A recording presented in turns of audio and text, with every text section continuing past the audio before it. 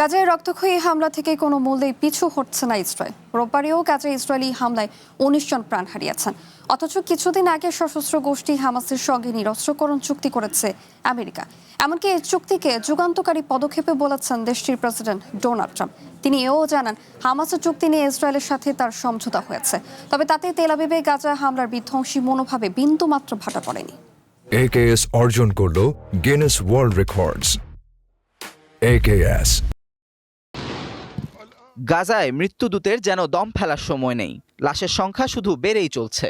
বিশ্বের কাছে যা মর্মান্তিক ঘটনা, গাজায় তা স্বাভাবিক মৃত্যুই যেন গাজাবাসীর নিয়তি। ইসরায়েল এখন আর কোনো নির্দিষ্ট মানুষকে নয়, পুরো প্রজন্ম ধ্বংসের খেলায় মেতে উঠেছে। এক একটি হামলা নিশ্চিহ্ন করে দিচ্ছে এক বা একাধিক পরিবারকে।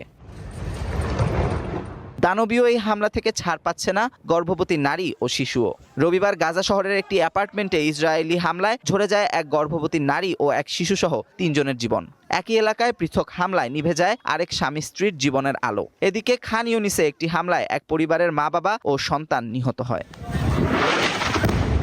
হামলার টার্গেট এখন আর শুধু মানুষ কিংবা ভবন নয়, বোমা আঘাত হানছে সব ধরনের স্থাপনায়। শনিবার দেল এল বালার একটি হাসপাতালের ওষুধের সংরক্ষণগারও উড়িয়ে দিয়েছে ইসরায়েল। এখন অসুস্থতাকেও অস্ত্র হিসেবে ব্যবহার করছে তারা, এমনটি মনে করছেন গাজার স্বাস্থ্য মন্ত্রণালয়ের ডিরেক্টর জেনারেল মুনির আল বুরশ।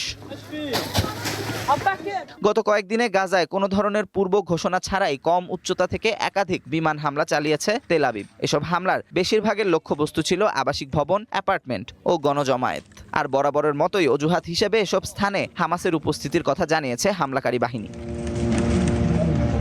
গত শুক্রবার গাজায় যুদ্ধবিরতির পরবর্তী ধাপ বাস্তবায়নের কথা ঘোষণা করেন আমেরিকান প্রেসিডেন্ট ডোনাল্ড ট্রাম্প। জানান, হামাস সব শর্ত মেনে নিয়েছে, তবে এই বিষয়ে ইসরায়েলের কাছ থেকে এখনো কোনো ঘোষণা আসেনি।